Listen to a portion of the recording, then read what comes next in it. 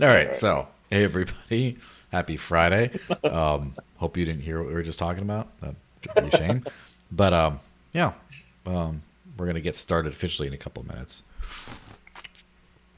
Yeah, cheers to that.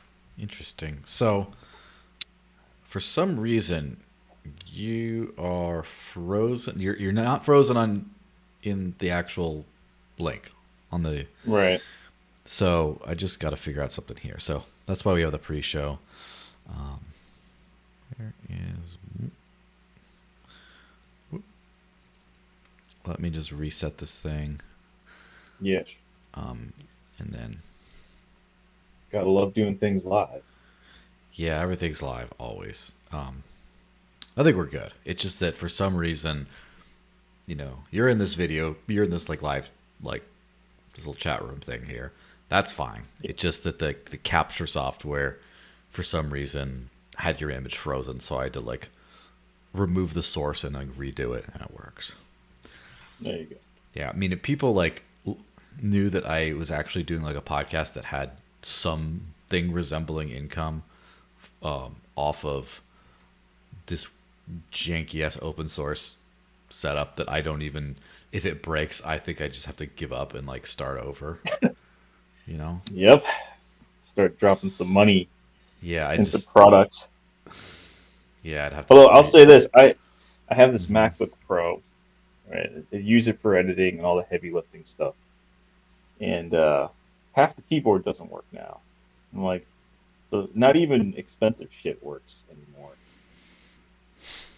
Yeah, that's the funny thing about this whole thing is It's, I am like I understand like the nano people a little bit now because they don't want to pay for shit, and I get it, but like even more like hypothetically, I'm very happy to pay for stuff. The problem mm, is a lot of times you pay for squat. yeah, You don't get anything, so the free product works as well as like the paid thing. So if the paid one worked a lot better, I would always do the paid one. yeah. I mean, that's kind of the basis for the market, right? It's, you get what you pay for, and you're looking for value. That's kind of Hmm. my approach. Is like, okay, especially when it's dealing with on-chain transactions and being in the Bitcoin space, the majority of the time, it's like, all right, is this worth paying the fee, or is there something else I can spend the money on? And Yeah. yep, Yeah, absolutely. Let me see, how far in are we? Is it time to roll the? Yeah, might as well tell you time to roll the intro thing. We have enough yep. people watching. All right, ready, guys? Three, two, one, go.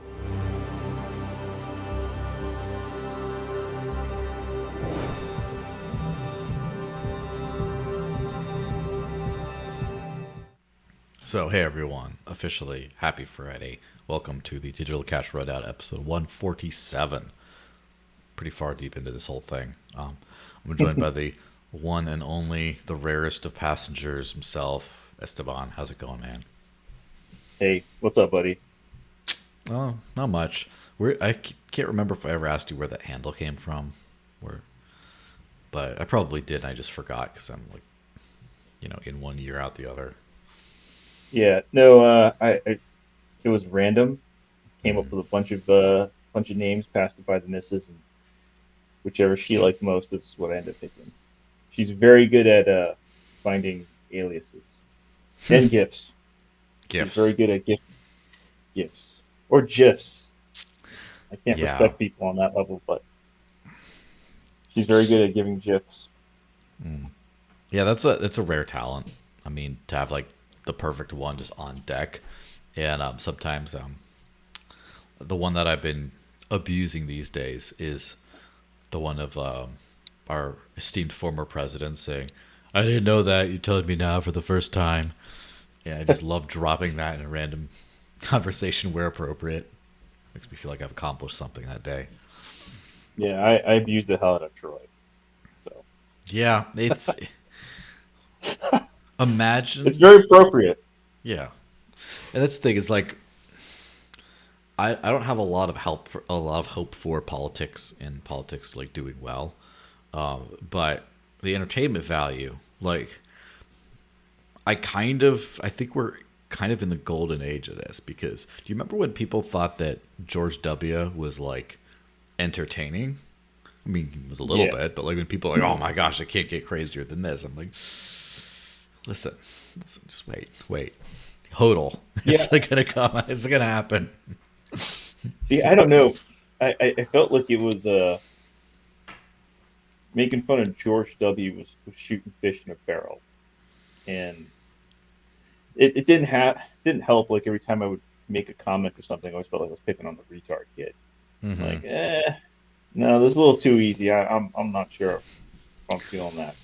But now you don't have to shoot them. You just pick them out of the barrel. Yeah. They're there. They're all dead fish. Yeah. Well, I was gonna say, like, even now, they make it too easy and too tempting. So yeah. And now milk is free, everybody. Now it's not even fun anymore. It's just like, oh, he stumbled over his words. Ha ha. Like, yeah, we all know. Like, it's not funny like that anymore. So you almost wonder, like, that's why I think that the next meta is Javier Milei, because he's an absolute insane person, and I love it for every step of it. Yeah, I was care. skeptical. I was skeptical at first. I'm like, okay, you can't pin some hopes on some people. Maybe it's just because we've been, disillusioned by all the politicians we've had the last like 20, 30 years. Mm-hmm. And then finally somebody comes out, keeps to their word, flies out to the left, exposes how big balls he has in front of everybody, and then walks home. And then, what was it? I think it was just recently today or yesterday, news broke that, all crypto tax gone. Yeah, which is why So I'm moving to Argentina. We're gonna help build over there. Let's hope one dude can help set, not just like do good, but like it's still horrendous inflation. It's still a bunch of problems, and let's just hope one dude could set the tide the other way, and not just do a lot of good and then he's gone, and then who knows. Let's hope that we can build on it. But I liked it. Like, Bukele is not the cool kid on the block anymore. Not that he ever necessarily was, but like now it's just like you wish you were that guy. I know that's always been my big contention point with other people. Mm-hmm. I never agreed with the way Bukele's system came into play. Like, I get it, right? You've got rampant gangs, crimes. You're essentially the prostitute of the U.S. Mm-hmm. You have some radical steps. I get it, right? I mean, family's from there. Family and friends from Latin America too. That's the same story. But dude, there's a certain point. It's like there is no benevolent dictator. Yeah, no cool dictator. No, sorry, doesn't work that way. So. Yeah, and somehow Milei is the coolest dude around, despite he looks really weird. Like, is anyone gonna just like say that he just looks freaking weird? He looks he's like a late 1970s, early 80s like werewolf in mid transformation. He just says it's a watered down Wolverine. Yeah, right? exactly. It's no adamantium claws or anything.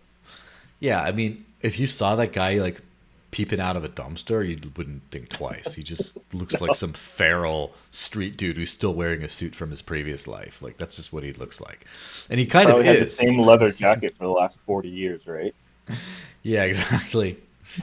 It just the way he acts, he does not care. And the latest thing on that podcast that he was on to that show, the host just asked him like, boobs or butt, and he's like, boobs. Like, he just does not care. He's just like, he's not gonna be like, well, my wife, I like my, like, he's not blowing it. He's just like right there. And exactly the wild man we need. Well, just straight up honest, right? Total Chad. Yeah, so I'm for it. I will take it for as long as it lasts, and then that's what she said. Eventually, some. Yeah. Yeah. Well, again, we'll see. Yeah. We'll see where it is in a year, but thus far, I've been pleased. looking at things, and then also watching, I guess, all his political opponents reeing in the streets has also been very fun. Yeah, and things got so bad, and he's being so aggressive in changing that we might be able to see as like you can't argue with it kind of progress, where now even the enemies have to kind of shut up for a little while and just take the L for a generation. That's kind of what we're hoping for. All right, so let's launch into the stuff of the day. Right. First off, I got the bag. Gotta fill the bag, right? CoinATMRadar generously sponsors this podcast because they admitted they were going to try to sponsor some maxi guy, and then he didn't answer, and they're like, "Why don't we actually pay someone who aligns with our vision?" And so they're like, we're probably not going to make any money off this guy. So I have to judiciously shell these guys because they chose to probably take a loss with me. So anyway, yeah. So this podcast is sponsored by CoinATMRadar. When buying crypto with cash, an ATM is much more reliable and safer than meeting some random person in a random place, especially on the streets of El Salvador, where you might be mistaken for a gang member or just a shitcoiner and then imprisoned. I don't know if I need to add that. And unlike an exchange which could freeze your account or strike or wallet a Satoshi, you truly own all the crypto you buy. With CoinATMRadar, you can find crypto ATMs and other services where you can buy or sell cryptocurrencies for cash. On the website, you can search by coin, address, if the ATM supports selling as well as buying, and you can also search by geo area, country, state, city. You can also check and compare actual current fees at different ATMs. If you want to find out more, head out to CoinATMRadar.com, which is CoinATMRadar.com. Boom, there we go. Maybe at one point I will actually have a script printed out somewhere, and I won't just have to freestyle from like the open email where I was discussing, is this wording right? Well, hey man, maybe it won't be so ghetto someday. Congratulations on the shilling. That was very, very good. Handled it well. Well, thank you. So let's hit on this mining thing. Yeah. Oops. Well, let me This thing's sticky today for some reason. I switched the tab, and when I tried to switch back to it, it hadn't switched the tab in here. So I got to fix that thing. I don't know what it is about freaking OBS today that is just annoying me. But anyway, I got that fixed. The registry for mining, right? Yes, goes across the board, which from large companies and small miners alike, right? Yes. Now, the headline for this is the Biden administration wants to create a registry of Bitcoin miners. Of course, Biden wants a registry of miners, but that's a different story. Anyway, earlier today, the Biden administration announced an emergency data collection initiative targeted at Bitcoin mining operations in the U.S. via the U.S. Energy Information Administration, an independent, quote, sub-agency of the Department of Energy. So basically, they want a whole lot of info on these kinds of things, and they're threatening with all kinds of stuff. And so basically, I believe you have to be KYC'd already to do mining a lot of places. Like a lot of miners are KYC'd. The mining pools, yep. And so now they're just like, well, we want to know how it's being used. We want to know all this kind of stuff. Like we want to know, and then if we're going to charge you with criminal stuff if you don't, kind of thing. So bend over in a big way, basically. That's my brief take. What's your more nuanced take? I mean, I think it's just the government trying to find a way to control this runaway train. It's already escaped, right? Pandora's box is opened. Everybody's, for the most part, either heard of cryptocurrency or even a smaller portion of the population using it. You have the big institutions already there. And what's the next front, right? And maybe in my cynical, non-positive mindset, it's all right, you captured everything on the small block side, you captured everything on this ETF side, captured the narrative, and now the last thing to capture is the actual infrastructure behind these transactions. And if it's just going to be Bitcoin, well, that sucks. Time to move to a new coin or a new project or whatever. Um, and then at the same time, it's like knowing a few miners and a few Bitcoin miners. Let's make sure that's Yes, thank you for the clarification. not miners, not Biden miners. No, no. Bitcoin miners. Yes. Um, a lot of them are very fiat oriented, right? Because there's profit to be made in the power system. And the more I've been reading into like power and energy and how that entire ecosystem works and the market that's behind it, I don't get it. Most people don't get it. And from what some of my buds have told me, like even the LARPers from the biggest institutions or the biggest companies don't really get it either. It's all kind of made up along the way. So if this is a way to, capture the market and it's going to threaten the bags of a lot of the mining companies, and I'm not really sure if there's a lot of good coming to the U.S. in the next few years if this manages to go through. I mean, in some ways, it's probably good. So let's think about China when they banned Bitcoin mining in the country. I think they had like over 51% of the hash. And then once they got banned, people left the country, they dispersed. I mean, there's still mining going on today, but it's not as significant as it was before. So if that's the case where maybe the US is starting to get a little heavy on the hash powering side, it might be, natural check and disbursement globally. So who knows? But definitely sucks to be in the space for a lot of people in the U.S. Yeah, it's interesting how it's transitioning. Uh, there's a certain level of this whole thing where it's just like the maturation of the space, right? Mm-hmm. But then also there's like, this is definitely not good. And so with the China thing, I think that on the one hand, having like a communist power with most of the hash rate was just not a good thing to have.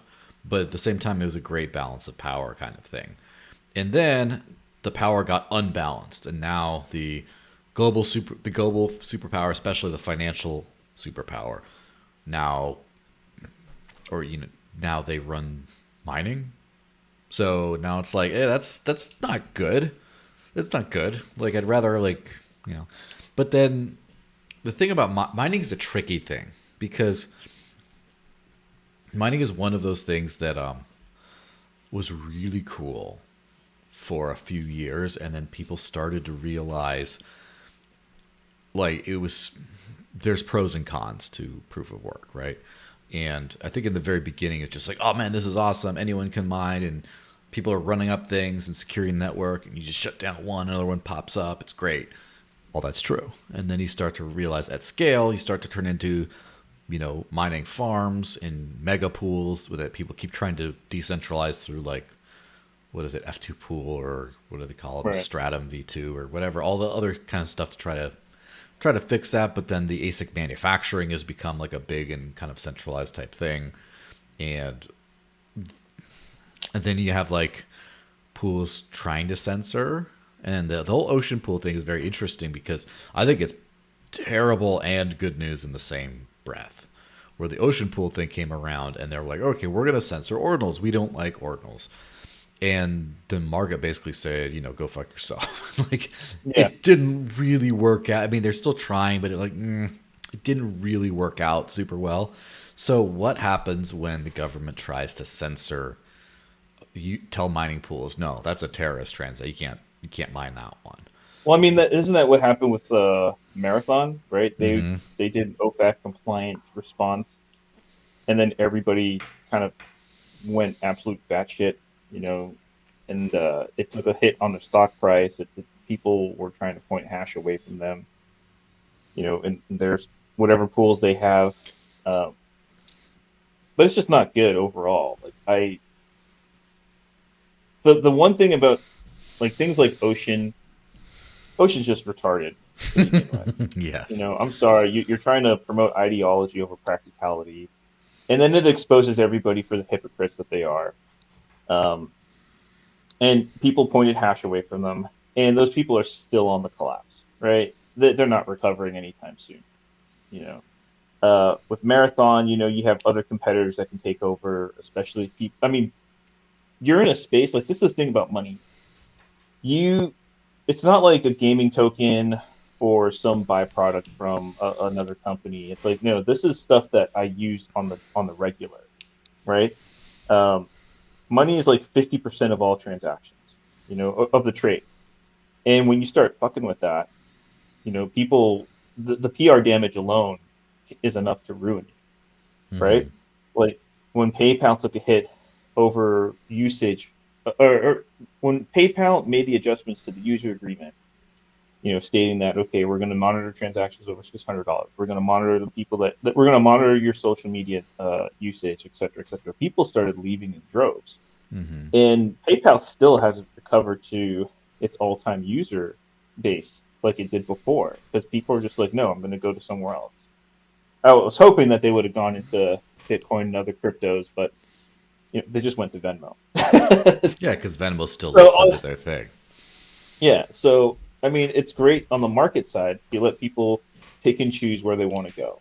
Um, but with the government involved and pointing their cannons at the miners, and mining companies, I mean, this is just another example of how the state uses violence against other people, right? So further down in the Tales from the Crypt article, there's instructions like your response is required by law, and then it talks about what article of the U.S. code they're supposed to be mandated with, and then if they don't do it, then there can be fines, civil penalties, or sanctions, etc. I'm like, come on, if this isn't a show of violence over an individual or Hmm. individual companies, like this is bad news.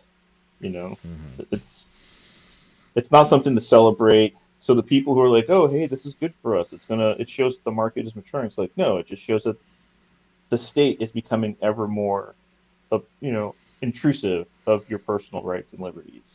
This isn't a good thing at all. In fact, there should probably be more lobbying efforts for pushback. Yeah, absolutely. It's like, what is it like during COVID when people were starting to make uh, home gardens, right? Right, growing their own food, and then was it the FDA wanted a national registry of home gardens? It's like, what the hell is going on? I don't I even thought remember this was the that. land of liberty. That's Yeah, it was insane. towards the end of 2020 into 2021. The FDA wanted to make a registry for people who were growing their own food. That's like, that's really Orwellian at that point because it's just like if you grow you should be like there's nothing wrong with growing your own food, and if you say to have a registry of it is almost like have a registry of extremists to take out later for other purposes, and Hmm. it's very transparent at that point. And yeah, it is pretty crazy. Now, with the mining thing in particular, we have to not to get all like Bcasher on people, but we have to remember like Bitcoin's original vision and what it was thought to look like. And supposedly, if there's a censorable, if you have mining pools that censor transactions, right, or just don't put them in, right? It's a difference between like hard forking and like just not including the transactions, right? There's a difference, and we'll hit on both of those. The first one, it's just like the OFAC compliant blocks in Ethereum, where they still get through the network. It's just that some block producers won't do it, and that's a declining amount of them right now. But then, so that thing is just like, okay, well, even if the majority of the hash rate is in the U.S. and they are required by law to do whatever, as long as there's miners in other countries or somewhere else that are just like, we're going to process these transactions anyway, it still goes through. It's still uncensored. And now the other thing is what happens if they mandate, no, you can't even build on blocks that have this. So like you have to literally hard fork the chain. At that point, you split it, and then people gravitate to the useful chain, which hopefully is not the censored one. And then So now the government just is censoring a chain that no one wants to use anyway. And so it's kind of censorship resistant that way. It's like you can't stamp it out. You're playing whack-a-mole, plugging in leaky holes in a boat. Hard to censor. Now the thing about that, yeah, go ahead before I rant. No, I was going to say, yeah. Well, the whack-a-mole thing is probably the only positive aspect Mm-hmm. that I could kind of take away from it. I mean, it's definitely a Hydra. Cut off one head, you get like three more that pop up. I think the bad thing is that the way human beings tend to operate and think Mm-hmm. is that it's going to take quite a bit for them to adjust and move because nobody likes change. Mm-hmm. And that's the big thing. I mean, how many people still hold fiat, even though they know Yeah. it's so I yell at it people just all the becomes. time. Are you the old guy outside yelling, "Stop using it"? Yeah, pretty much. Well, so the bad part that is, I guess, the unforeseen problem, which then you go to the conspiracy. You did Blockstream restrict the block size to as a psyop to like ruin every like. I don't think so, but the effect is sort of the same. Where if you have such a restricted block size, now if one or two big mining pools start filtering transactions, that causes the fees to just absolutely spike because if you're always at congestion, now instead of like I'll get a block through in like 3 hours. I pay 50 cents, I pay a couple dollars, it'll be through in a few hours. But then if like that transaction gets filtered by a few big pools, now you're talking about all day or the next day. Now it's becoming a problem. Now all of a sudden you pay a lot more and then the fees spike and everything gets ruined. And then that's when the censorship is effective, where the government doesn't have to say ban Bitcoin or like, you know, make this chain split because of like, they don't have to do any of that. They just have to say, hey, big mining pools, you guys aren't the ones to include these rogue transactions. No rogue money for you guys. The people in other countries maybe, but not you. And then if it's congested enough, then that just has the chilling effect of you can't get your money through. And so in a different, if there's spare capacity, you wouldn't care if like someone else mined your transaction. Like, oh, Singapore is still mining your blocks. Okay. But because there's no capacity, that's an actual, real, and easy, accessible censorship threat. Yeah. Well, I mean, what if? So let's suppose, you know, Iran or some group out in Pakistan or wherever in the Middle East or whoever is our enemy of the week, Mm-hmm. right, decides to get into the whole mining business and they're building up large infrastructure for themselves.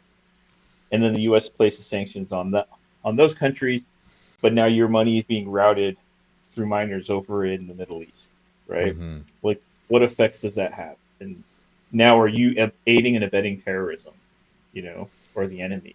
Yeah. And just all this stuff gets absurd and ridiculous.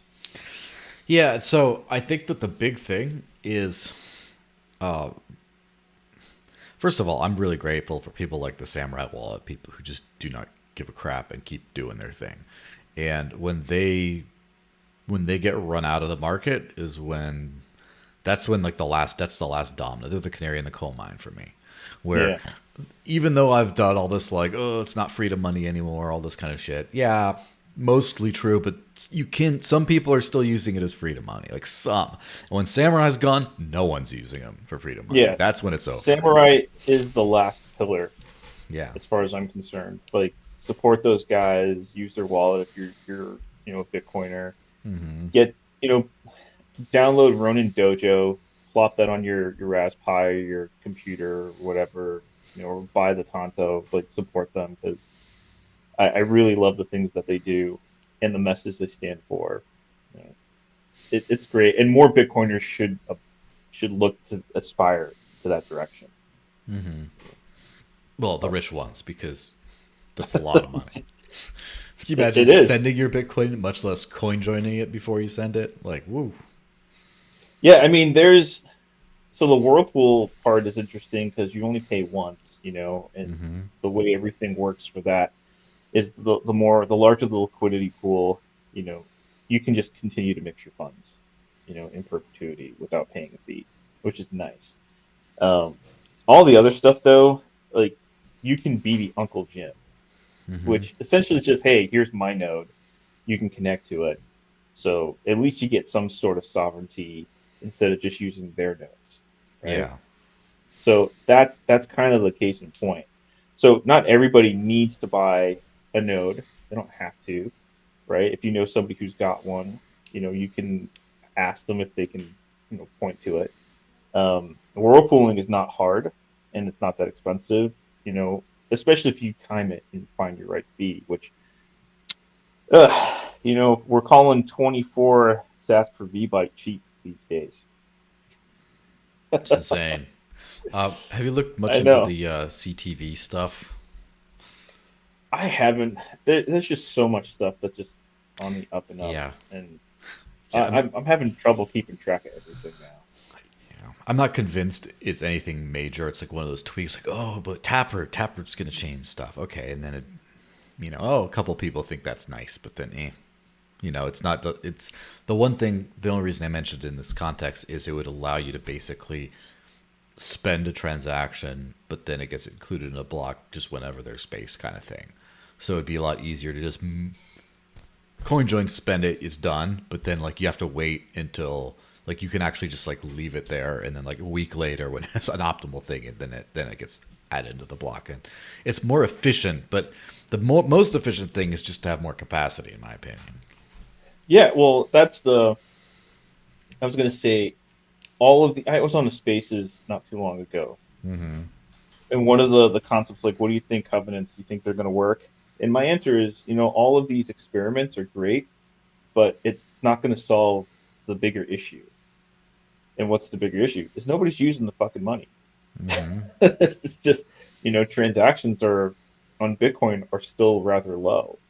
Mm-hmm. And it's just people buying, I think, what is it, BitPay, BitRefill, coin cards.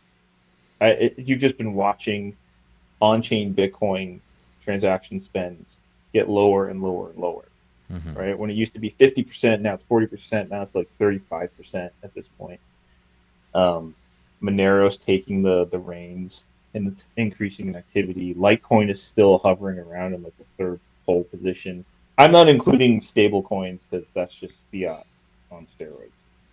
Um, but it doesn't like, okay, Lightning is another one. Hey, it's great to experiment with and have all these theoreticals on the white paper. But even the white paper, it said the blockchain needs larger capacity to work properly. What is it about I Max? What is it about maxis that hate white papers? I don't know, but Just I'm any white glad. paper, they're like, nah, we don't like that. Yeah, it's like, hey, this stuff will work all the time. It's like, dude, have you read the damn thing? It's not that long. It's like 31, 32 pages. You know, or ask Chat GPT about the technical shit. Get over it. But Mm-hmm. ARCs, covenants, and all that stuff. Hey, great. If it managed to do something and you figure it out, all right. But a modest block size increase Mm-hmm. would solve a lot of problems Yeah, almost overnight because it's the simplest and most straightforward path to getting through a lot of these pain points. But you don't make money on things that work. You make money on things that don't work. So of course.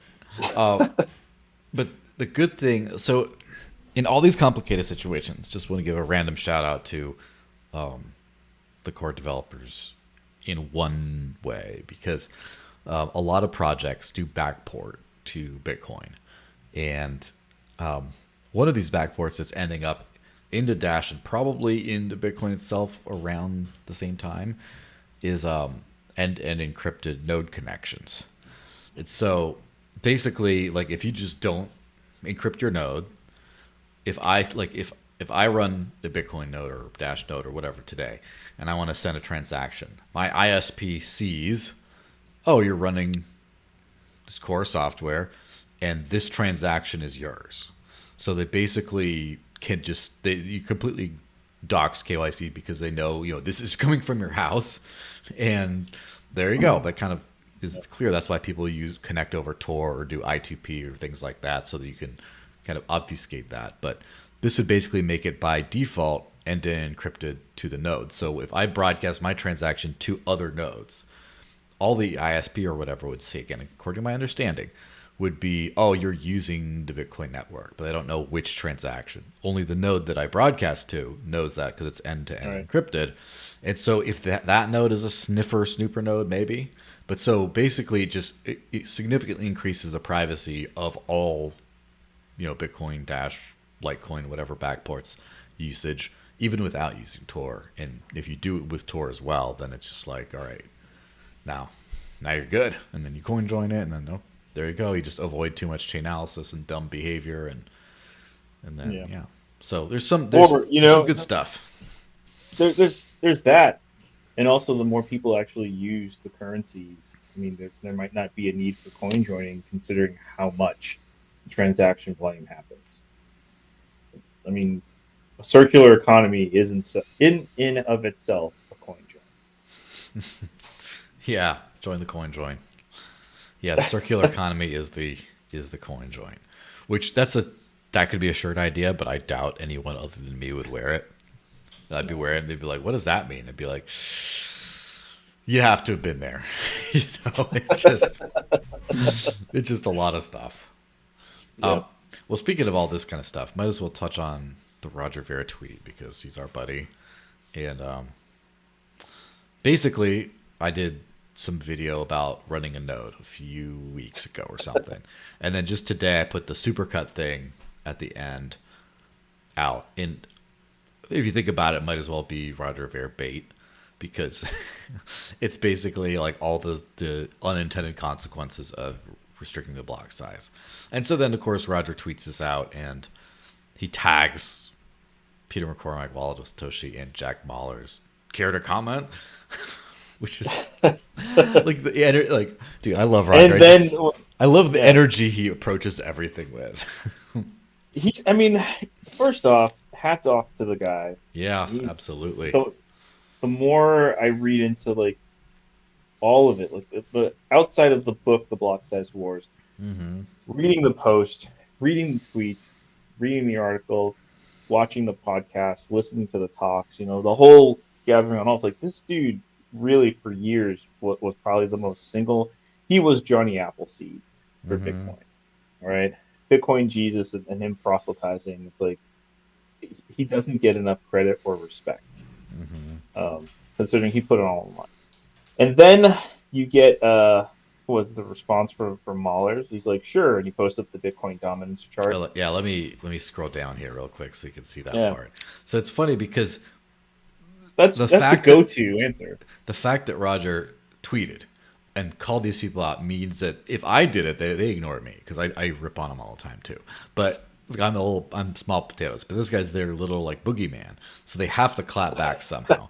So he says, "Care to comment?" He says, "Sure." Price chart, which is just like you lost an argument, Maxi, in a tweet. And it is the ultimate display of ignorance, which is really interesting to me. You would think that for a lot of people who promote Austrian economics and sound money this and that they'd actually understand that fiat price, the measurement of that unit, is like trying to make a house using only retractable measuring tape and never writing things down. It's okay, it's one thing where we see all this price go, but what happened to utility? What happened to adoption? Those are co-stars in a movie with the actor, which is the price. And it's not enough to simply say that the fiat price is the most important thing, or look, everything is going down in relative to this, but that can change. Or the other argument that I like that people say is, oh, well, the market decided. Like, the market doesn't just decide once and that's it. The science is settled. I heard that before. Huh? Yeah, Mark Falzone, right? Yes. He mentioned something like that too. He's like, hey, are we still driving Model Ts? And I'm like, yeah, that's case in point. It's not enough to just say, oh, look at the dominance chart. Like, a few people understand that at any given point in time, that chart could flip as well. Yeah, and also like the fiat market cap, the dollar market cap destroys all of crypto combined. Yeah. That's kind of the point, right? Is we're trying to overtake that system. We're trying to build something better, and hopefully in time that gets flipped. But it's kind of funny how, like, I mean, I don't know, obviously I had to clap back at him because fuck this guy. I don't know. It's spoken like someone who still lives on fiat and shills a neobank, and he didn't. Of course, he doesn't have anything to say to that. But the weird thing, so Wallet of Satoshi, which just got censored in the U.S., which I, mentioned in the video. I don't know. Did you get their tweet here that it says about we pivoted? Yeah, I see it. Do you get what It's they? not available in all countries too. Yeah, but do you get why they said we're a charity for dying babies? Yeah, I think that's the clap back to Roger Ver about babies dying due to fiat. Yeah, and I mean, that's such a weird thing to like come after him for. Just like, yeah, babies are dying in Gaza right now, unfortunately. R.I.P. Right? It's bad. Like that sucks, and you're just like, no, we're a dying. Like, you're going after his compassion for humanity, which we all should agree on. You're going after that and mocking him for it as a company, an official company that bought the little yellow official representative. Also, I don't know how to spend my money wisely. Checkmark thingy. I mean, come on. And of course, I said not available in all countries, may arrive at any time. And Peter McCormack probably had the best answer to all of these, which is not. They caught him, so he just was flippant. I use BSV. And of course, I added, well, at least you could afford to self-custody that way. Although self-custody and BSV isn't the same if you can have your coins reassigned centrally by miners or whatever. But that's a different story. But anyway, it's funny, like nothing new. This is the same old nonsense as it's been for a decade almost now, right? People have been at Roger's throats for a decade. He's been fighting them for like a decade, and arguments are still the exact same. The only thing that has changed is both sides have become much more right than they were before, and their arguments have borne out more, where Bitcoin has become more centralized, more captured, more expensive, more impossible to use for blah blah blah, and more of a gap in the market caps between Bitcoin and the other ones that do all the stuff that people like me might think, oh, that's the good stuff. So I think that there should be a learning moment to both parties, I guess, even though obviously I'm very much team Roger and all that size and all that stuff on this thing. I do think there's a lesson to be learned on the other side, which is you can't predict the market. You can't just say the market values this, I'll do this and I will win. It's not quite how it works. Like the market works in mysterious ways, The market's irrational. Like it'll stay irrational longer than people can stay solvent. Trying to make these bets. The thing that there's levels of right that each side of the just camp never has, go to the right? Craig level of right, because that's Well, Craig's not even in the right. He's just completely delusional. He's Craig wrong. He's Craig wrong. Yeah. That's a shirt. But for the most part, there are people who have some things. Like I think the Lightning Network has potential. Yeah. But it's dependent on L1. Case in point, if L1 doesn't get fixed, L2 doesn't matter. Sorry. I used to be shilling on Lightning for a long time because it's like, oh, hey, it works. But it worked when nobody's using the network and the fees were just stupidly low. And now high fees, bloated chain, doesn't go anywhere. It's painful to open Lightning channels, and trying to balance whatever. But there's something to be taken away from each side.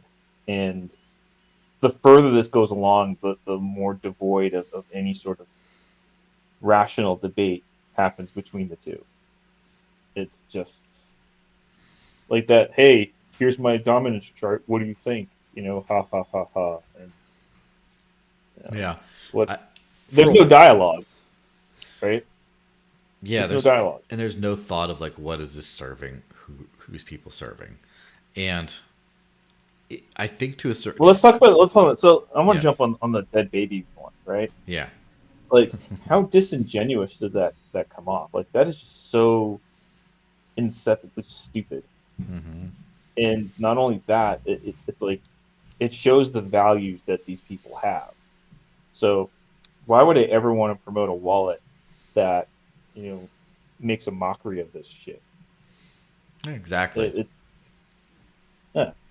But people don't care But because people it's don't. all it's all team. Do we win or not? Right. Well, it's like, team, do we win at all costs or not? Yeah, that's the unfortunate thing about the human condition is people are find teams and they want their tribe to win because that's historically how the species has survived. And at some point, the tribe gets too big or too bloated and starts to not serve the needs of all. And someone does a breakaway. I'm going to do this. And then people join saying, oh, maybe my shitty status will be much higher if I take this gamble and go with this upstart. And then they kind of get it. And that's just how it works. And so these people are like, well, if Bitcoin wins, I win. Is kind of thing. It's like I can't win Well, at life on my own. So if I push Bitcoin up and I'm part of the card carrying, sat holding member of the club, then I will be rewarded with like copious women, of course, and like, you know, lots of money and Lambos, and my stake will make me live forever and whatever else, you know? but I guess this is the question I have: is like, what constitutes winning? Like, what does it mean to win? Define the success of a project or a coin. Like, what? That's the thing that nobody has really, at least in my opinion, and all the, doom scrolling on Twitter I do nowadays. It's no one answers that, Money right? and It's status. no, That's what yeah. it Well, it's is. like number goes up. It's like, okay, but what does the number go up do, right? It's not it's not your fiat value is going up, but your purchasing power just continues to go down, and things continue to meet equilibrium where prices also rise as well. Mm-hmm. So what does it matter, right? Like, that doesn't make too much of a good argument, Mm-hmm. you know.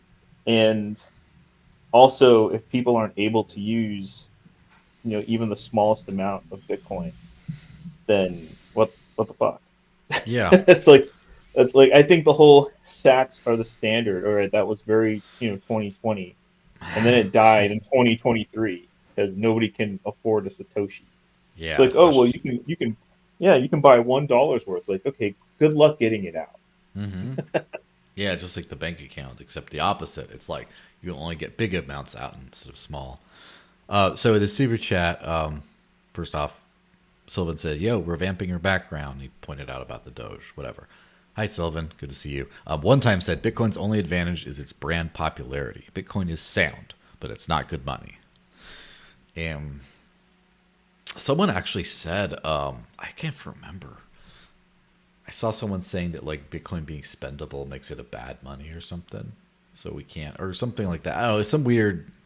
I don't want to go too far. People are just making stuff up. But Yeah, I I guess lost brain cells on that one. yes, I did too. But so the thing about these narratives and stuff about, I don't think that just like the most entertaining outcome is usually the most likely one or whatever Elon was saying. To a certain extent, I think that people think that narratives are going to play out in a binary sense, and they do not. Narratives do not. Narratives might be binary, but reality is not. Reality is fluid, and so Bitcoin, got so many things right, did well, et cetera, et cetera. Started to have some issues. The narrative is Bitcoin is either going to just smash everything or it's going to just die and be old and obsolete. That's the binary of the narrative. But the reality is, okay, Ethereum managed to not challenge that, but add a lot of extra functionality and features that you couldn't do on Bitcoin. And so that got tons of money in there. The ecosystem rose. But then it had the same problems as Bitcoin. So now it's like, okay, now what's the meta for the next few years? The net meta is massive on-chain scaling. Solana and Tron. Tron is doing Mm, really well, which is annoying yeah. as shit to me, to be honest. But let's be honest, it's both of those things annoy the crap out of me. But they provide what they let people do what they want to do cheaply and without Right. million L2s. So that's Roger Ver being right. He just wanted to be right with Bitcoin Cash, and jury's still out on that. We'll I, see. But yeah, I yeah, think from what I've researched so far is he wanted to be right with Bitcoin. Of course. And We all then did. that just didn't happen. Right? Yeah. And so that's something that I've had these talks with, at meetups and other spaces. Like I want and wanted things to run on Bitcoin. It should have been Bitcoin, right? It's got right. If you're looking at everything, it has the largest network effect that's out there. But that's because it's had all what is it called, the Lindy effect thus far. Mm-hmm. But then it didn't move. It just stayed stuck. But it's still the narrative is what's keeping it going, and that's really annoying because it's like narratives are just that, the Narratives stories pay we the tell bills. ourselves. Yeah, and I get it. And I'd like things like I think Eric and Udi from Taproot Wizards, they would say it best like why aren't people using Bitcoin to trade NFTs, to build DeFi, to do all this stuff? It should have been this. I'm like, Mm-hmm. yeah, and I think that was Roger's position as well. It's like no, people should be using Bitcoin, not using their credit card, not using fiat. Trying to get and that narrative to me was much more appealing when I got it Of course. versus the NGU. NGU was like, oh, hey, that's a great byproduct. I like that, but that should be the reward for being, right versus the reward for being wrong. And now I think everybody's like, no, that's the only reason why Mm-hmm. you're right. It's because the number goes up. It's a But funny thing to think about, by the way, when we talk about number go up, which I like the idea of my number going up, but the reality is I am comfortable. This makes me sound insane, by the way, and I am. okay, But, I don't like the government. I don't want to give them money. They make me because of, rest in peace, Irwin Schiff, right? It's like bad things happen if you don't give them money. yeah, So what I want number to go up, sure, but if it goes down, I don't mind that as long as it doesn't go too far down. The maximum amount of number go down that I will tolerate in my decentralized currency is whatever I can write off on my taxes. Because yeah, if I lose like let's just say you pay 20% of everything in taxes for some, just throw that number out there for whatever. If I get to write all of that off as capital losses, but barely all of that, either way, I don't have that money, but now they don't have it either. And that for me is value. Now, yeah, if I lose more than the taxes, then I have a problem. That's going down too much. But the thing is, if you have capital gains, you give them, let's just say, half of the capital gains, which sucks, but you keep you keep all of the capital loss kind of thing. So like that's one argument for using crypto is because if it goes down, you benefit. If it goes up, you still benefit, right? It's just either yeah, way it benefits the structure. But my point is, even if I don't financially benefit, I morally benefit by withholding from those bastards. yeah, exactly. I mean, that was my case when like my business started using Bitcoin Mm-hmm. for transacting. It's like, look, not only do we get price appreciation, and this of course when everything was still cheap to send and make things work. But you know, if the price went down, we got additional write-offs, right? In Mm-hmm. addition to the business expenses, So hey, I'll take that all day, all night, Yeah. just to the point where it doesn't like really damage the business. And hey, when the price goes up, that's great. We have increased capital to use, and if we spend appropriately, we still have a write-off, one way or another. And I Mm-hmm. think that's the advantages of using crypto for your personal life too, is you can't do that with fiat.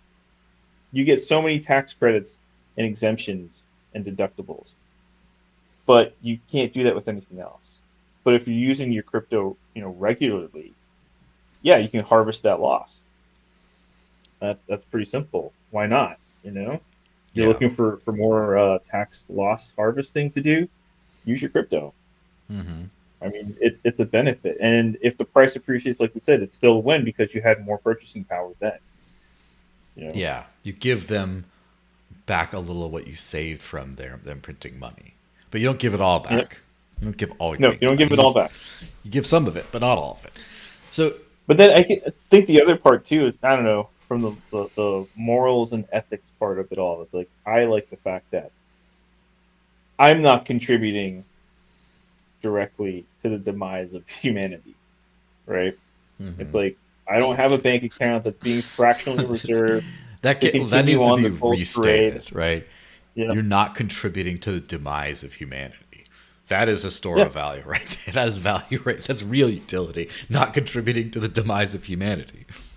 yeah. I mean, that is a real, like you said, that is a real store of value. What's the value, dude? We're preserving our species. We're getting to preserve our way of life. That's valuable in and of itself.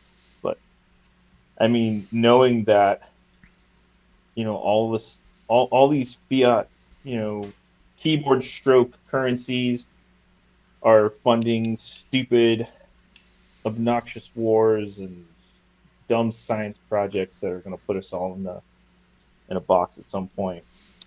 Like, I'm not for it. So from a moral standpoint, I'm like, yeah, this is great. From a financial standpoint, this is great too. I mean, would love to win and not have to pay the gains, but I mean, you still win by taking the loss too. I mean, I don't know. Yeah. That is an asymmetric bet. Better than the number go up. Sorry, that's just my. Yeah, of course. And the real thing is like you can have the number go up, and if you don't tell anyone, of course you're taking that risk, which I'm not going to tell anyone to tell. That's some nasty shit right there. But like that could do better that way.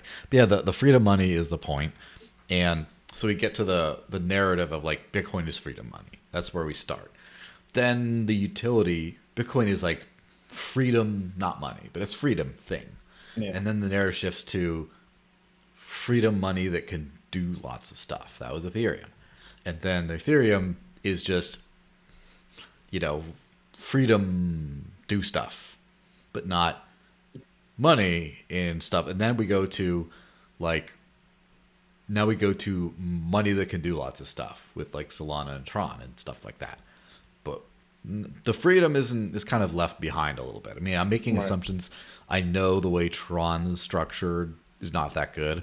I know the way Solana was structured was just a giant sketchy scam fest kind of thing.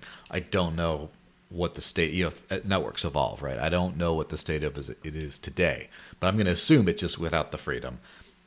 And like as soon as there's some crackdowns, then it's just like it's not resilient, and then we migrate back to the original Bitcoin vision.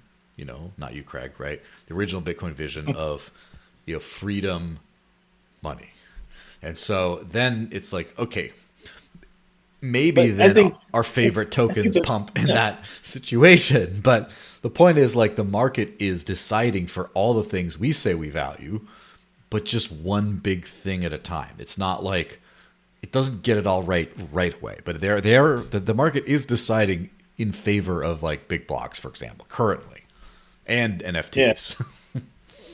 Well, I mean, there's a couple things there, right? So first, I think people don't value, or at least in this space, aren't valuing freedom as much as they should. It's like we all have, you know, goldfish-like memories of what it was like to be locked down, and how does it feel to have a lot of your personal liberties just stripped away. And the surveillance state is a real thing. I mean, there's so many reasons to get back to basics, and it's like this is supposed to be freedom money. You can do the things you want to do. You can transact with whoever you want to transact with. You shouldn't have to worry about censorship. Yeah. And that also brings about the idea of like other tokens and coins. Like, why are we? I get the tribalism part to, human nature, but if we're rising above a lot of this stuff, then it's like, hey, you should have the freedom to pick whatever currency is going to help you obtain maximum freedom, right? So, hey, if Bitcoin does that, great. If Dash does that, great. If Litecoin, whatever, Nano, Bcash, great. Like the freedom of choice should be prominent, not this. My coin's better. Only use my coin. Don't ever use anybody, else's coin. And I think that's something that's lost. We should try to bring back. And one of my arguments has been, there's Bitcoin the network, and then there's Bitcoin the token, right? If we're talking about the token, it's barely usable. But if we're talking about the network, then that lives on in a lot of other projects and Right. does a Yeah, better the job. tech. Yeah, right. So it's challenging people to see things that way. Hmm. Then when it comes to NFTs, it's like there's a market for Yeah, it. People NFTs. want it, and I had to you know, say one thing I did not quite. I knew NFTs after I understood them a little bit. I knew that they were going to be big for a while, not a flash in the pan, but I did not expect them to be the number one use case for all crypto. Like that is today. Today, Bitcoin is yeah, an NFT chain primarily, according to the fees, yeah, right? Ethereum is, Solana is, Tron probably. I don't know. They're all NFT chains now. Look at me. I am the NFT chain now. It's just all the way. yeah, And that's, I'm loving the chaos that is causing amongst narratives, but it is what yeah. it is. I like the breaking of there. I mean, I'm an artist. I like making stuff, and I want to be able to sell. And this is the thing that I don't. I always have to argue this point with people when it comes to NFTs. Like, I don't think you understand. There is no digital marketplace for artists, Mm-hmm. right? No peer to peer. Everything is either going to be on one big centralized server, right? So it's like Gumroad, DeviantArt, Artist Station, but it's hard to sell anything from that, right? And then not only if you're on Gumroad and you're going to try to sell products, or any digital goods, you still got to go through a middleman, which is I think Stripe, um, which then has all these other subsequent things of the fiat world. It's like where does an artist go? And then it's like, oh well, you get the right click save, and so your NFT is moving. It's like I don't think you're not getting the point, right? The point is that you have some form of ownership that is not a double spend type of deal. Like you have something that points back and says, this is when I originally bought it. This is what I own. Ordinals solved a big problem in that, like with all the IPSF systems for Yeah. many of the other NFTs. It's like Ordinals helped really solve an issue for digital artifacts. Mm-hmm. I'm like, that's great, right? That's a great thing because we have like from the media side, we have nothing, Mm-hmm. to do that. Like everybody is going to throw their videos up on YouTube, never get paid, and in order to get paid, you have to sign up to be a partner with YouTube. And then YouTube takes a giant cut, or Apple takes a huge cut, or Vimeo takes a cut. Anywhere that you try to post, even on Amazon, everybody's going to take a big cut. I can't sell to you direct. Mm-hmm. So NFTs solve that. That's great. I should be able to just sell to my audience or to my customers, and that's that. No hoops to jump through or any of that bullshit.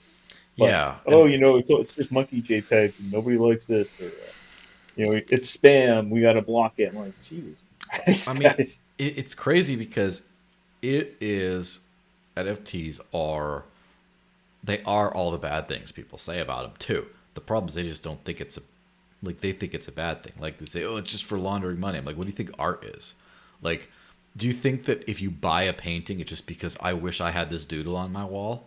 Like, not really. You could just print it off. Like, if you wanted that visual, like, oh look, it's a Rembrandt. It's just I printed it off at Staples. Like, no, it's not. It's you're buying like a status or approval, or you're buying someone's artwork, so now you get to show up at the galleries. Oh, that's our big buyer. Look at his collect. And except you have to on your phone. You're always buying something that's not the art itself, and it's like who buys a Raspberry Pi and boots up an Umbral node or whatever, thinking who's using it? No one. You run it. That's your NFT, right? You're Yep. running a freaking NFT in the corner of your room there. Look, I'm validating. Like, no, you're, validating your mother. Like, yeah, whatever. Yeah. You're just, that's exactly what it is. Like, you don't think that laser eye stuff, it's an NFT. You don't think that buying tickets to you don't think that buying a copy of the Bitcoin Standard is an NFT. That's exactly an NFT. It's membership into the Yeah. club that you just paid for, except it's physical and your house burns down. You can't transport it. Yeah. Well, think about this one, right? So the art market, yeah, I think it's like the number 3 or 4 position for money laundering, right? But that's besides the point. Uh, the rules regarding like buying artwork, especially from galleries, and when it comes to high value art, is taxable events left, right, and center. And the only workaround is if you keep the artwork you buy in Freeport, which is essentially just a warehouse where the artwork is stored, and it never gets sent to your house. So you avoid paying taxes that way, right? And you can lend it out to museums so they can have it on display. Then you can go to the museum free of charge to see your own artwork, which you can't keep in your house. And like, dude, NFTs help with people who want artwork, right? Mm-hmm. And they'll just put it on their wallet. Let's say they're a digital nomad as well, or they just go on vacation and they happen to stay in a place for a little longer than a few weeks. And it's like, hey, I got my stuff. I can just plug my wallet into whatever display or on a screen or on a TV and have what I find aesthetically pleasing and satisfying, to my life. And then I guess maybe this is the other part, and I hope it's not coming off as a rant. But again, What do you think the we're here whole for? yeah, well, it's like the whole Austrian narrative. Again, it's like, well, Austrian economics. Like, dude, if that's the case, then you'd understand that value is subjective, right? All value is belief. Yeah, and it's not even just monetary. It's like if this thing improves your life and you're able to do more because of it, right? That in and of itself is Austrian to that extent, right? Hey, I want to go on a vacation, but number go up. Like, well, that's not very Austrian thing. That's very fiat minded, Mm-hmm. right? Like, what if the like what is it that meme that's been going around? It's like, hey, the iPhone costs this much Bitcoin, and over the years it gets cheaper in Bitcoin. So why buy the new iPhone when you can just buy Bitcoin and that's it? I'm like, well, what if the phone helps you to accumulate more wealth, More Bitcoin. right? Or more Bitcoin, right? Yeah. What if that phone, you use to conduct your business, or you use it, as a prime communication with your family who helps you find better ideas or any of that stuff? It's like, I don't think people in the space see value in that sense. When we say value, I think there's the interpretation of the word is so convoluted and misconstrued now. Yeah. It, it, oh, Because NFTs have a place, right? There's value there. Somebody wants them, they'll buy them, yeah, I mean, and that's do you think how many nights do you think I've slept on that Doge pillow behind me? every night. He looks well worn. It has been. There were a couple of nights, yes, when it's on the couch and I napped on him. But like the point is, that's not why I have the pillow. It's not a functional. It's not Yeah, meant to be that. It's wow. That's why it's wow, right? So yeah, it makes me happy to have it there. I'm happy to toil away and generate capital, which I then exchange for that. That, let's just say, I don't know, however much it costs. It probably was like an hour of work at the time, based on what I was making at the time. It's probably an hour of work, and it's just like I do a thing for an hour and I get a fun little pillow that's in my background. That's worth it. I don't care. It's yeah. worth it. It's the same thing with like the stacking kind of a thing.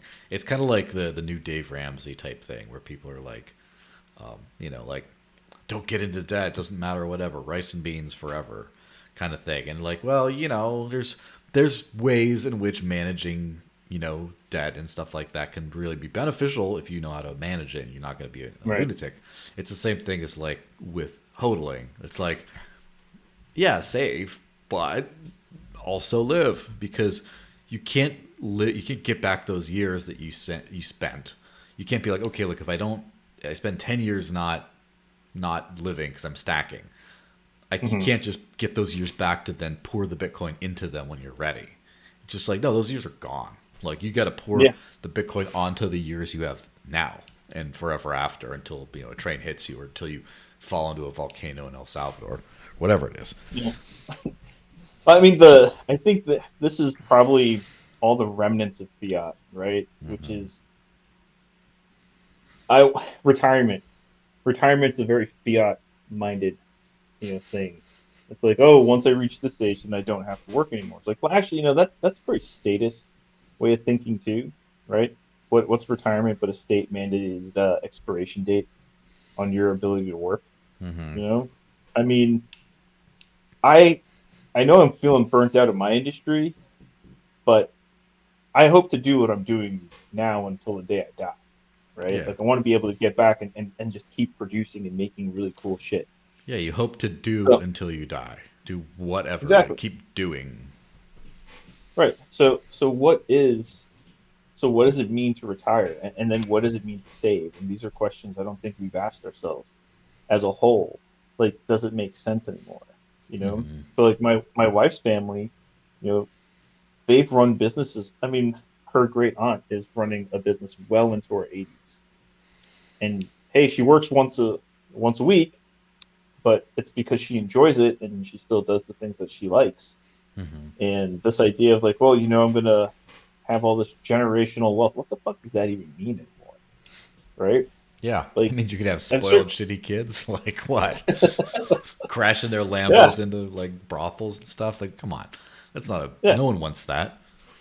yeah, No. exactly. And so then it's the idea of like, what is wealth? And it's like, well, wealth is like, how do you generate that wealth? By producing goods and services, right? Hmm. And being a decent human being that people want to trade with you, and that's really that. And then how much savings do you actually need?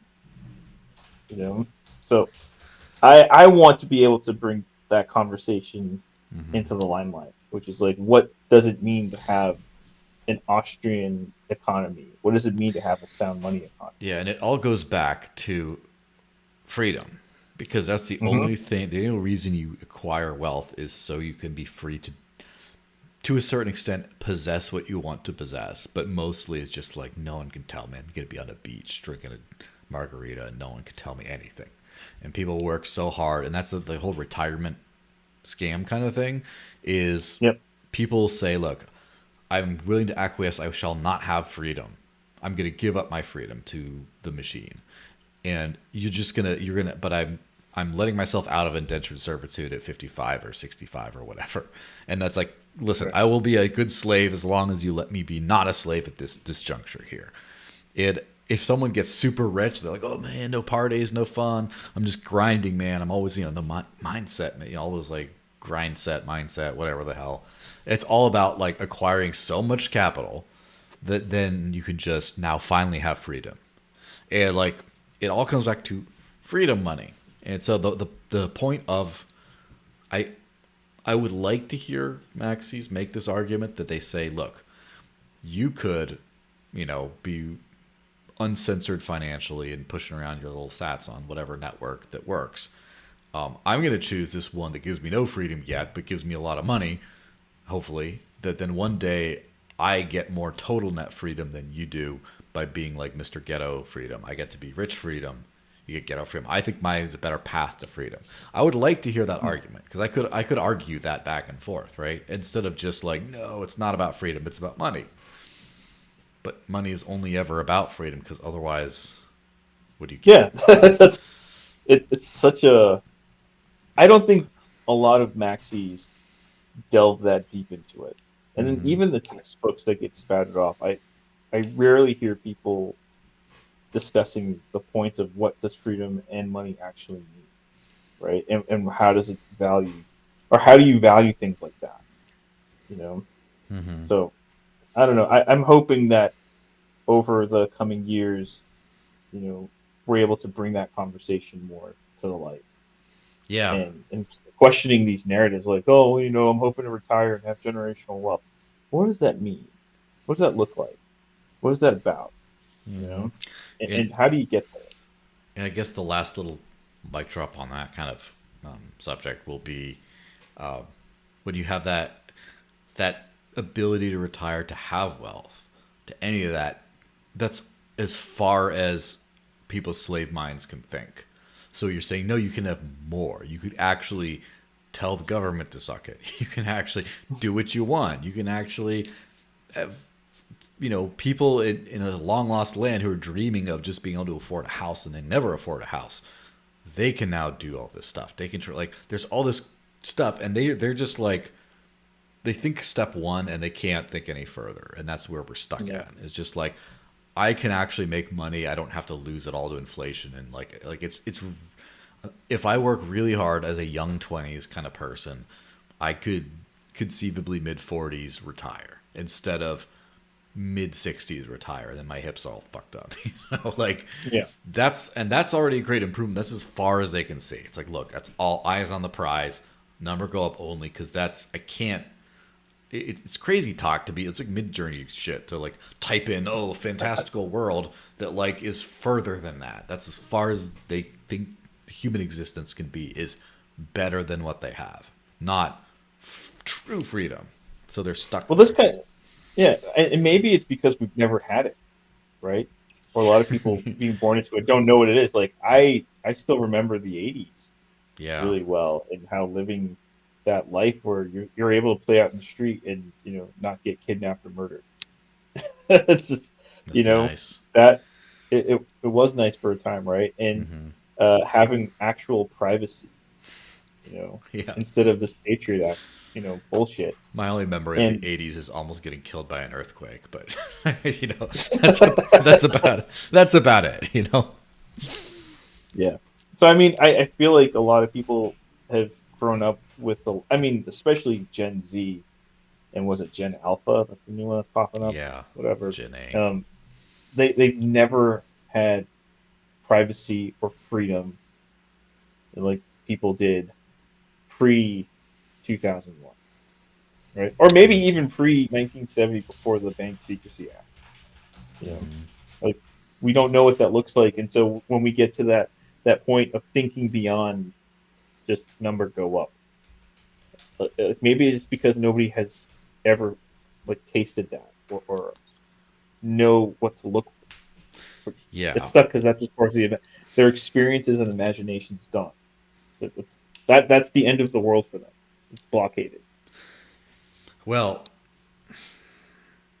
Hilawi commented in the regular live chat something that I feel like we should wrap up the rant part of this on, which is there is a friend of ours who will remain unnamed for his own, professional safety or whatever, who is a honest to goodness freedom money guy, big blocker, promoting like digital cash anyone can use anywhere, all that kind of stuff, super hardcore. And now he's probably a maxi now. And it started with like, oh well, he had to get a job, and then you got to talk about Bitcoin, and blah blah blah, and then it's like, then it just transitions like, oh, you're working for a maxi organization now, and like you start to talk about drive chains. Oh, you can do all this stuff, but you could use Bitcoin, do all the cool stuff I advocated, but it's on Bitcoin too, so you don't have to worry about. And then like now it's just like the circle is complete. You're back to Hmm. NGU Maxi, who, it's like pour one out for the homie, right? You just you know, we lost a good one, right? And it's kind of like, I don't know if you've seen Juan Galt on X running around. I don't know if No. he's a maxi dude, but I disagree with him because he's a maxi, right? But he's a relatively he cares about freedom, and he'll have a reasonable conversation. He used to be like a big dash guy in 2016 and 17, and then he just maxed it out over time. And there's like a bunch of people who've gone that direction, the wrong direction. Now, I'm sure we know lots of maxis like Udi and Eric and like all the other people who started there, and then it's over time they just like filter it out into like more reality. But the opposite happens too. You have people who buy into this freedom narrative, in my opinion, freedom reality, right? They buy into the freedom narrative. They are not financially rewarded, or maybe they're not rewarded with what they could call success. Like the chart goes down, even if their personal chart's going up, the chart goes down, the users, whatever, go down, the attention, and then they just get like beaten down on advocating for freedom, and then just ditch that for joining a winning team. And that stuff is, to me, very sad. But I also try to be understanding that, like, why do you have to suffer in the pit with me?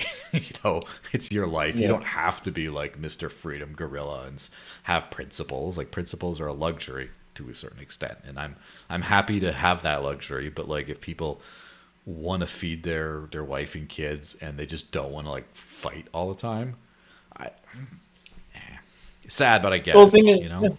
Yeah. Well, I mean, one thing is people are fluid too. I mean, opinions will change over time, and eventually they'll do things that work for them, and they'll find that equilibrium somewhere. You know? Yeah. and then it'll change too. It's that's just the way it goes. Yep. It's funny because I don't really believe people anymore. Like, is it for the most part? There's like 5 people, maybe 10, maybe 12, who when they say something, they have a conviction, an opinion. I'm like, I think I believe you believe that. The rest is Mm. just like that's where you're at right now. You're broadcasting your oh, status is not the right word, but you're broadcasting where you're at. And so then when like the money changes, your ideas shift to follow the money. And it's like, all right, yeah, I mean, that makes sense. It makes sense for you. I mean, it's terrible, but it makes sense, you know? Yeah. Like the sellouts. Like that's the thing is like even people I think that people should be allowed to sell out. And maybe this is me being like super blackpilled on this whole thing, but I think that like if someone throws you a bag of money, if you can sell out, I mean, am I really the guy to tell you not to just because I'm choosing not to? You know, like I don't. I don't know. All I know is it money. It it doesn't change. It doesn't change a person. It exposes them. Right. yes, It's just an accelerator. So maybe you could get dumped.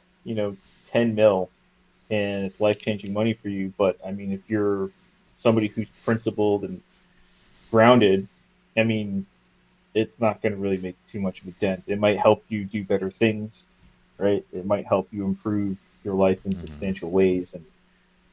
But if you're a shit person, I yeah, mean, it just makes you that much more shitty.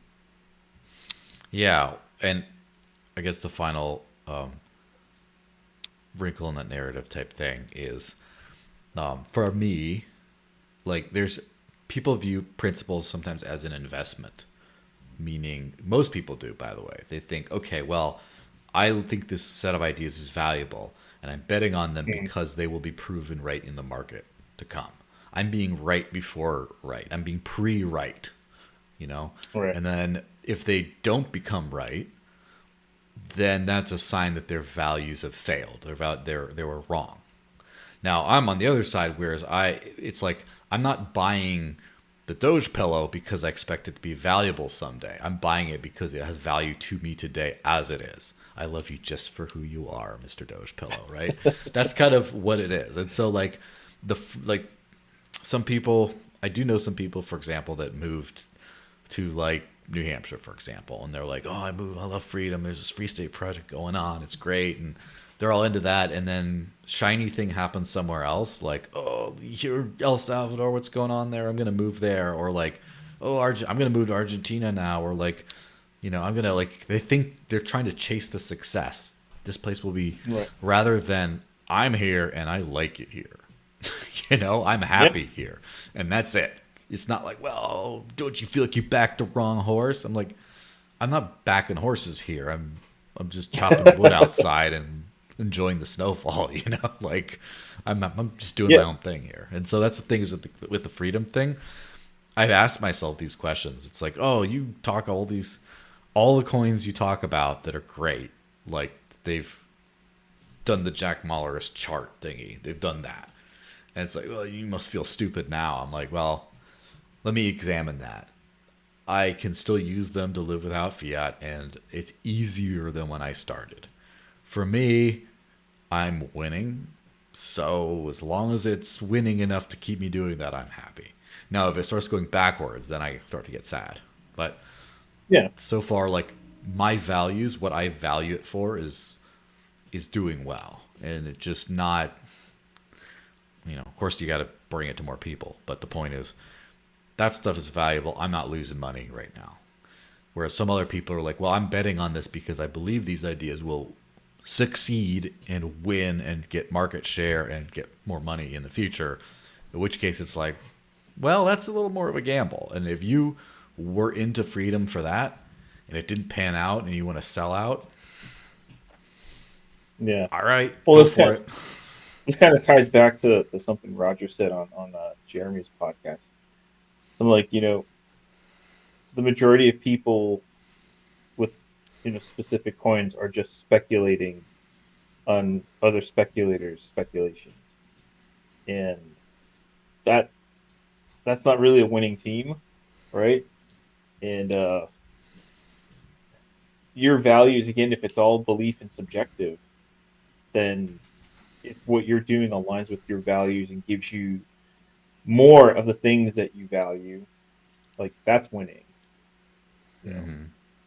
And I mean, at least that's the way I look at it. It's like, okay, sure, the market went down today, but I still have the ability to transact. I still have the ability to do things that I want to do. I still have the ability to go where I want to go. I still have the ability to contribute in a meaningful way.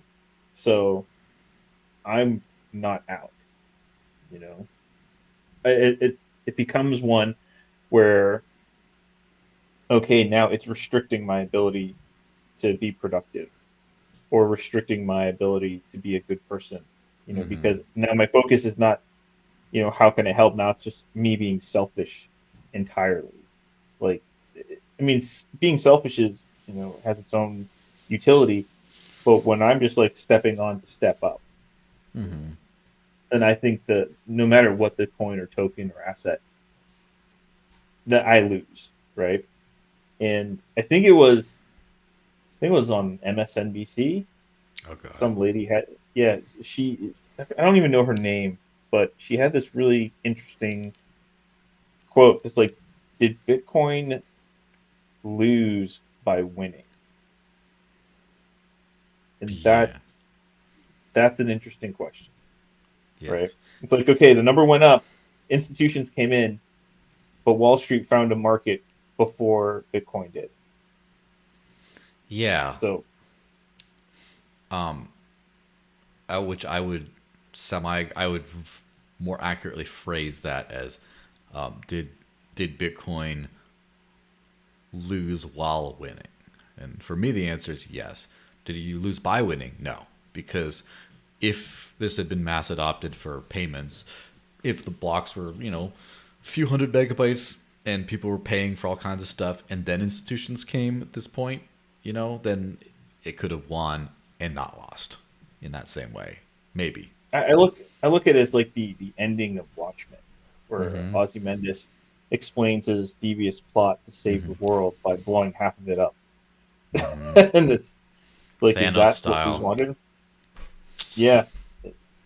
So I mean, you were proven right, but yet At what at what cost? cost? You know? Yeah. And those are the the bigger topics or conversations I don't think we've been willing to have. Mm-hmm. Or at least on the Bitcoin side of things, is like, hey, we got the ETFs, we got all this, and then every YouTube influencer has been, why is the number skyrocketing? Yeah. Why is the number going up? Uh, let's hit on this one you sent me about the EFF, the Mastodon thing, because we already kind of. Yeah, I don't really want to talk about Ripple, and I mean, to be fair, right? And then also the other one was about just ordinals pumping, or ordinals maybe coming back in a big way, which kind of goes back to the whole number one NFT network. And it is very interesting that maxis have not managed to stamp out, no pun intended, stamp out ordinals. That's kind of there. But so let's hit on the black pill for the evening, right? FBA seizure of Mastodon server data as a wake up call to Fediverse users and hosts to protect their users. And so, so yeah, this one kind of comes in line with the miners, right? And all Bitcoin right, you have miners. Let's be clear. Bitcoin miners. Well, in the doc for that survey, it's all cryptocurrencies as well. Yeah, I So just they want to know meant who's, not yeah, Biden miners is my point. not Biden miners, Bitcoin miners, Yeah. right? Um, so you have the large corporations that are mining Bitcoin, and then you have solo miners. And the Mm-hmm. survey wants to make a registry of everyone. Then I wonder, because of this whole thing with Mastodon, how does this work? When it comes to things like Noster and Fediverse and I forgot the other one. All these other decentralized platforms that are starting to crop up. But this is, I still think, part of that they fight you stage, or things that we don't really think a lot deeper on when it comes to decentralization and what does it mean. Like, okay, if we have these servers now, like with Mastodon, and somebody's getting an entire system seized by the gov, what happens with nodes? Would that happen, with somebody who's running a full node? Would that also happen with someone who's solo mining? Would that happen with somebody who's running a Noster relay? Like, where does it stop? What's the end point? You know? Yeah, how do you keep going? It Yeah. I think that a lot of people in the crypto world don't have their minds focused.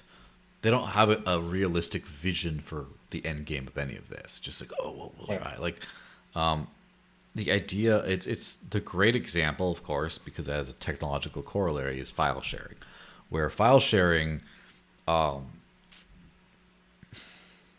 don't know if you'd say it succeeded. I think it succeeded kind of for the most part. Basically, what it did is it pushed in the streaming, the Netflix world, and Hmm. where before it's just like, oh, you got to buy a freaking DVD and then do that nonsense. It's like the worst, the absolute worst, and then just pad the record labels or whatever, CD, whatever, pad their jackets, pad their pockets, line their pockets, whatever. And when people started like radically sharing this stuff, it just shifted the Overton window. The big effect, the societal effect, is it shifted the Overton window where like, yeah, pay $10 a month for Netflix or whatever, and you can just like watch everything, and it's great. And then that's most of the impact. The other impact is you can still watch stuff for free if you know where to go, but you have to use VPNs and stuff, and then the feds might raid you. And like, and so that's the great corollary for crypto, where it's the Wild West, still mostly the Wild West, right? But what we're hoping to achieve is not like, I hate to, it hurts me inside to say it like this, but we're not trying to get out of paying taxes here, like for everyone. I would love that, right? But we're just trying to be like, look, we're taking back the inflation tax. Like, you had that for a while. That's over.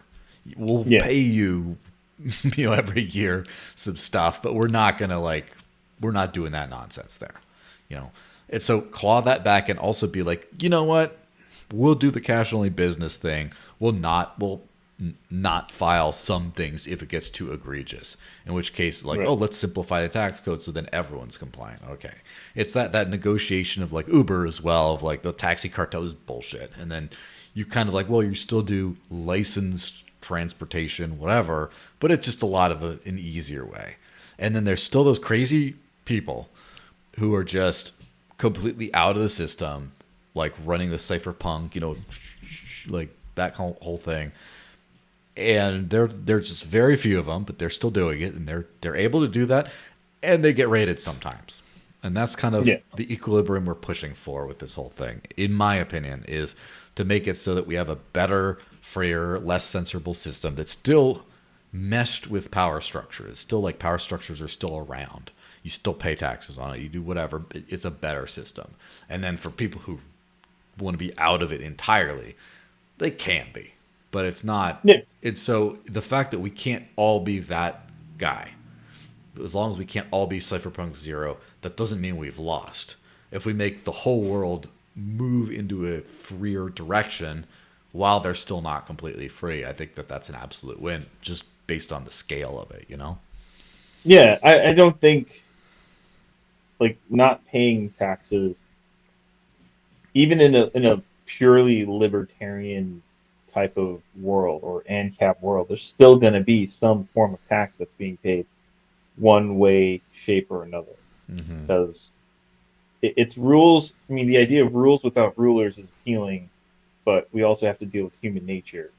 And there's going to be a percentage of society that's just going to need some type of curbing or it gets out of control altogether.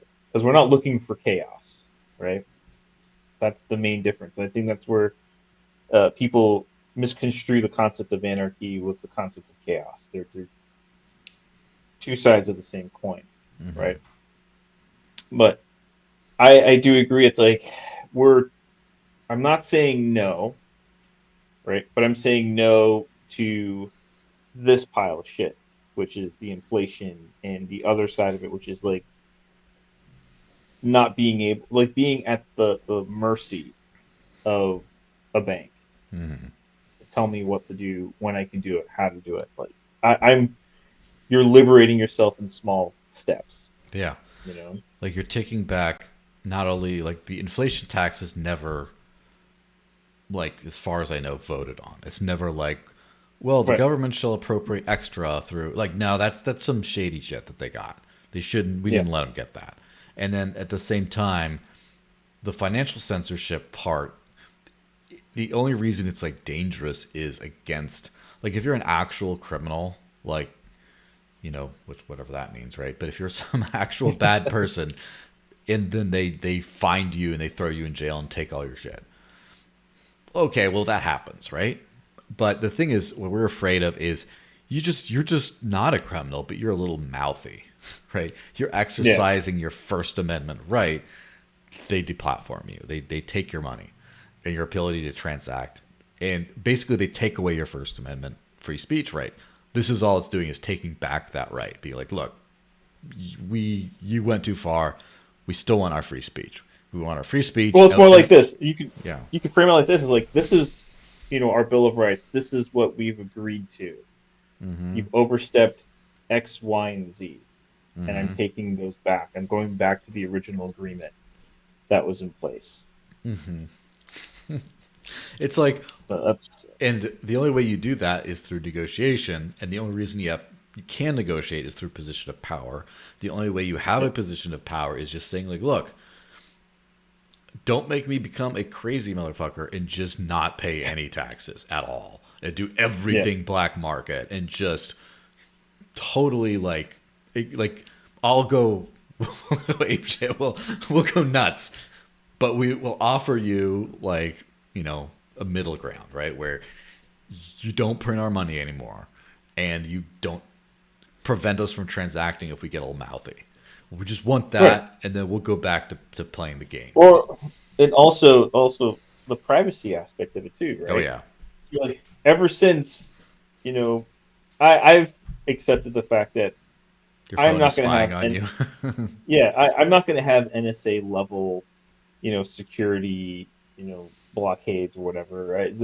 They've got more money and resources to throw at, some pleb like myself or yourself or whoever's listening. Mm-hmm. Fine.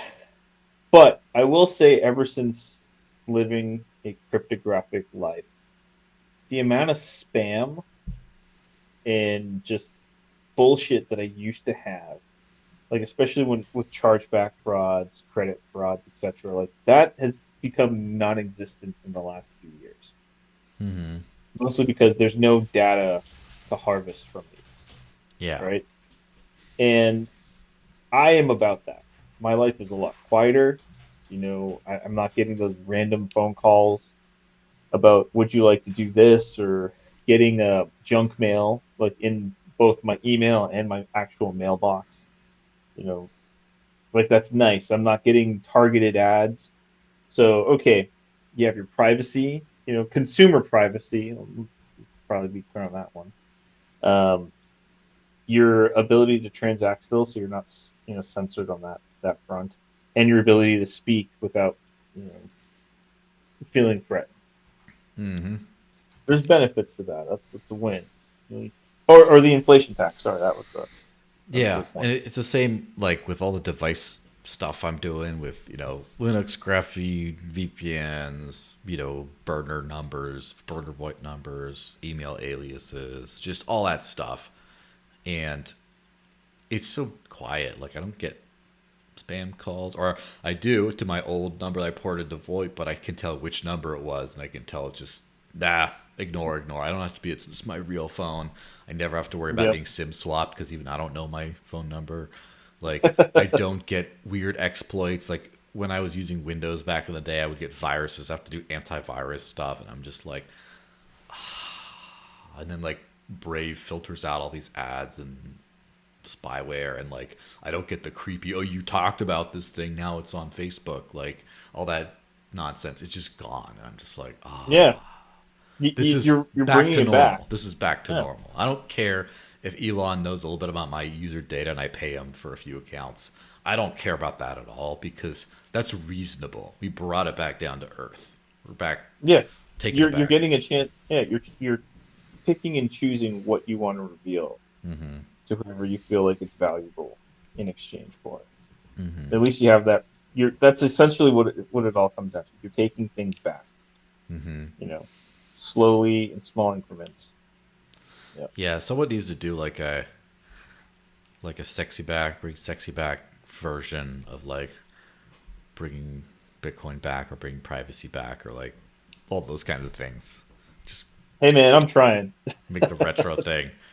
Yeah, and Yeah. think about like the rogue money, the final capitulation thing is so the maxis say you got to use Bitcoin. I say I don't want to use Bitcoin because it fucking sucks for what I want to do. And the realistic thing is not Bcasher's paradise or Sailor Laser Eyes paradise. Those are not like those might be opposing things. At some point you might settle for something in the middle. In which case, if I can find a way to use a fully decentralized network, if I transact Bitcoin units, like it's rogue money. It works. Like I don't care if like, well, but I had to do a bridging mechanism, and then there's this multi-sig that bridged these tokens over, and probably not going to get hacked, but who knows?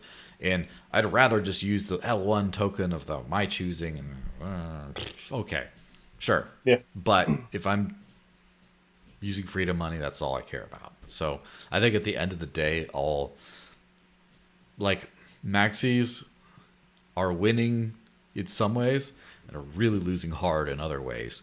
And it's not a war, it's a free market. And in a free market, you see opportunity, you see success and opportunity. You see, okay, Bitcoin's doing pretty well, but there's this giant gap in the market because people want to spend it and they don't want to use, and custodial solutions is all they'll use today because that's just what works.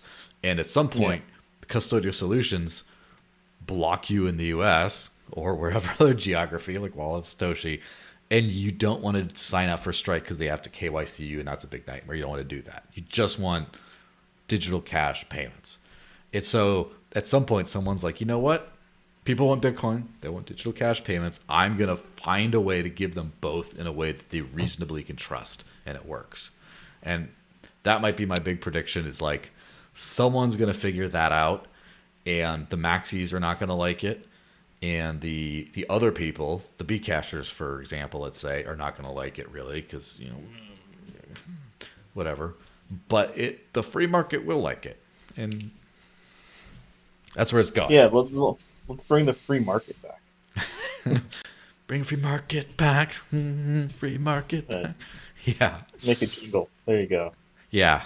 That's probably a great wrap-up point for this thing. What do you think? I'm good for it. Bring the free market back. All right, shill-o'clock. What do you got to shell other than All right. your shirt store? Rogue money. Yes. So Let me find it. What's the address again? roguemoney.shop. So the main concept behind this one is trying to promote the concept of using rogue money or freedom money. It's not just Bitcoin, but it's trying to get people curious again about what this is. Bitcoin has the largest brand recognition, so we go with that. But ultimately, it's trying to bring back the idea of peer-to-peer digital cash. And that's the thing I want to try to do, and in a non-cringy way. So that is the current shill. We're working on crypto payments, trying to accept as many as we can. And no discrimination between coins. Use rogue money that works best for you.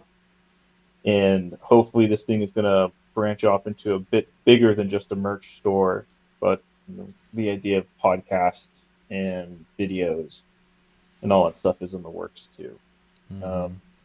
And this is sort of the springboard from the Living on Bitcoin .substack newsletter that I still write monthly, uh, because I feel like that it reached a point where, okay, it's good to talk about Bitcoin and you're getting a little bit of an audience, but there are more people who want to do more things, and I feel like uh, the Rogue Money outfit suits the needs for that better.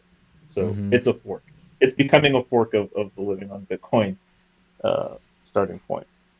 Yeah, it's an evolution, as it were, right? Because Yep. I don't think it's not the living on Bitcoin type thing. You know, it is that, and um, yeah, I mean, I think it's worth having. I mean, that's kind of like my whole shtick is the digital cash network, digital cash, promote digital cash everywhere. Then there's digital cash account and the spaces they host, just like, and rather than like a brand consolidation, I'm glad it's like all different directions, right? I'm glad it's just Yep. all over the place. A bunch of people's trying it, a bunch of different angles, and it's definitely hope. I'd like to build because here's the thing. This is the wrap up point, really. Maxis, right? There's something. Let me speak semi positively about some stuff. Maxis. First of all, the only thing that pays them is their number going up, or their own entrepreneurial efforts. And part of the reason I think that the narrative is persisted so much is that they've made an entrepreneurial machine out of the narrative building. Podcasters and all the whatever the freaking Swan Bitcoin referral links that they sell to pay that, and then the random people on Twitter doing these like. On a side note, the Sailor and the at Bitcoin handle must be the same person because it's the same dumb intern with the same dumb mumbo jumbo every single day with some stupid mid journey. You think of like a ship or a boat, or then there's a mountain, and it's just like literal like GPT buzzwords just everywhere. But the point is, there's a lot of influencers who do that, have a lot of like followers and stuff, and there's room for all of them together because they all ping pong off of each other, and each one makes a profit. Like that BTC Sessions guy, he annoys the crap out of me because he's a statist and all this, but he does actually educational content, and he's making a living off of this. And like, there's no reason why we digital cash people can't do the same. It's just the reason is we're all fragmented, where the Bitcoin brand is big enough that there can be a million influencers full time doing that, but the Bitcoin Cash brand is like big enough for Jeremy. Maybe Roger. I don't know. Roger's kind of even softened on that a little bit, but I'm saying but then if you got like, oh, there's like the Dash guy who's really a digital cash dude and a couple others. And then there's some nano people who are also digital cash people. And there's a bunch of Monero people like that. A few Litecoiners, if they're all doing Rogue Money type brand and ping ponging off each other instead of being siloed, then you start to, that apes together strong. At that point, now you get the combined digital cash space becomes as big as the Bitcoin space or bigger. And then that's when you start to succeed. And then you're like, Litecoin, fucking Litecoin's not the right one. Like, I don't care. Yeah. I do not care. Yeah, that's the way I feel. It's time to grow up, right? Mm-hmm. Tribalism doesn't help anybody. Mm-hmm. The main point is maximizing personal liberty, taking back a lot of the stuff that's been taken from us altogether. Maximalizing. Exactly. So when you talk about rogue money, that's exactly that. It's freedom money at the end of the day. And Perfect. whether that's Bitcoin, Bitcoin Cash, Litecoin, Monero, whatever the hell. I mean, so Solana, long as you're XRP. yeah, as long as you're not fiat, you know, that's the Yes. Or liquid. you're a friend of mine. Yeah. If you're not a federation, if you're not a custodian, if you're not fiat, Mm-hmm. you're a friend. That's the way I look at it. Yes. So Ripple is a federation. So Yeah. get out of here, Ripple. But everyone else, fine. All right.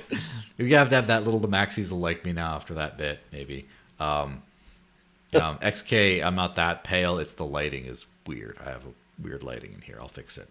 Anyway, thanks for watching, everyone. Taxation is theft. Your phone is spying on you. Live on crypto before it's too late. And yeah, go out and touch grass or touch snow in my case. Have a good weekend, guys. See you around. And yeah, peace.